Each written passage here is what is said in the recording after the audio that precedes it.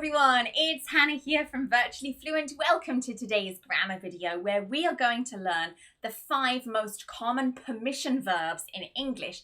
They can be tricky to use, so we're going to look at each one individually, the grammatical forms when we can and can't use them, the differences between them, and hopefully you will be able to use these verbs correctly by the end of today's video.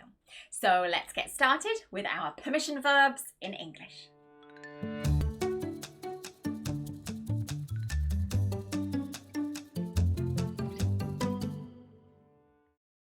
As I mentioned, there are 5 different key permission verbs that we're going to look at today.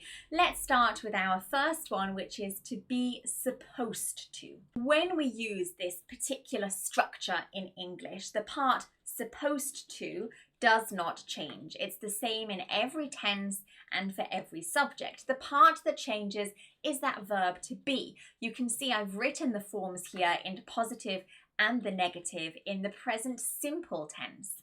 I am supposed to. You are supposed to. He isn't supposed to. Of course, we can do this in any tense. We could change it to the past simple. I was supposed to. You weren't supposed to. But it's really important that no matter the person or no matter the tense, this structure is always followed by the infinitive form of the verb. For example, I am supposed to go to the shops later. That go must be in the infinitive. So why do we use this structure? The first use of be supposed to is a very strong suggestion. You've been told by somebody, you sort of have to do it. Not 100% obligation, but you are really recommended to do this activity. However, there is a second use of this for the future form again, and there is an expectation of this event to happen, but it's highly unlikely that it's going to happen, almost like a sarcastic tone we can use with this. For example, it's supposed to rain today, but maybe it's beautiful sunshine, maybe there are no clouds in the sky. Our next use is when you have a very strong indication or recommendation from others. For example, she is supposed to be the best doctor there is. However, there is an interesting idiom or expression that we use in English, which is, what's that supposed to mean? Said with a little bit of attitude as well. And this actually expresses disagreement or unhappiness at what somebody has told you. I really don't like your hair. What's that supposed to mean? Our second verb is to be allowed to, very similar to be supposed to. That allowed to part does not change. It's the verb to be that always changes according to our subject and according to the tense. You can see it written here in the present simple tense. There is just one important thing to note, that with this expression, it's very rarely, if at all, used with the it personal pronoun. So don't use this structure with it. In exactly the same way as supposed to, it is always followed by the infinitive form of the verb. And this is used to express that you have received permission from another person to do something. Our next structure is to be permitted to, and this has an identical meaning to be allowed to. However, it can be used with the it form of the verb. Again, the part be is changed according to the tense and the subject. That permitted to does not change, and it's also always followed by the infinitive form of the verb. However, this sentence is a little bit strange in English. I am permitted to go shopping tomorrow.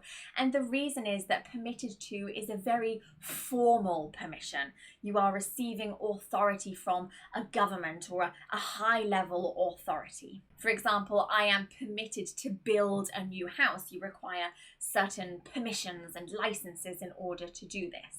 So technically, both of these structures have exactly the same meaning. They are permission from another person. However, be allowed to is much more informal, and be permitted to is much more formal, but can also be used with the it form of the verb. Next, we're moving on to the expression to be able to, and again, able to does not change in any form or tense of the verb. It's that part to be again. This is a pattern you will start to see today. But very similarly, it's also always followed by the infinitive form of the verb. And this is used to express that you have been given the power for something by another person, by another authority, generally a tool or some equipment that will help you do something. You might recognize from some of our other grammar videos that this is also used to express ability. I'm able to speak 4 languages, for example, and generally used as a modal or a semi-modal verb of ability. And the final verb we're going to look at today is the verb to let. Now, this is a normal verb, so you can change it to any tense. It is irregular in the past tense, let. And in this case, you can see it being used in the present simple tense. I let, he lets. I don't let, he doesn't let. It follows your normal verb structure in all of the tenses. For example, I will let him go to the shops later. And this is really interesting because it's a very informal permission. We use this a lot from parents, from teachers, from friends, and you will hear this a lot in general conversation in English. So those are the 5 key verbs that we can use to express permission. You can see they all have slight differences in meaning and are used in different situations. But so far we have looked at these 5 verbs being used in the passive form. So we've been receiving that permission or receiving that ability to do something. We can also change it. We can be responsible for providing or giving that authority, giving that permission. However, only 3 of these verbs can be used. You can see them highlighted in green. Firstly, what we want to do is cut off that verb to be and cut off that ed ending. And we create these as normal active verbs.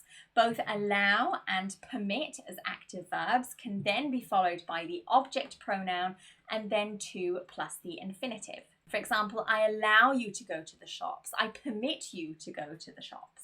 And the verb let can also be used, however, this is slightly different because after that word let, you have the object pronoun and then the infinitive. There is no to in this sentence structure. So that's everything you need to know about verbs of permission in English. If you enjoyed today's video, go ahead and give us a thumbs up, give us a like. Don't forget to subscribe to our YouTube channel and to subscribe to our notifications. Hit that notification bell so you know exactly when we release new videos for English grammar, pronunciation, and vocabulary. That's everything for today. So this is Hannah from Virtually Fluent, bringing English to life.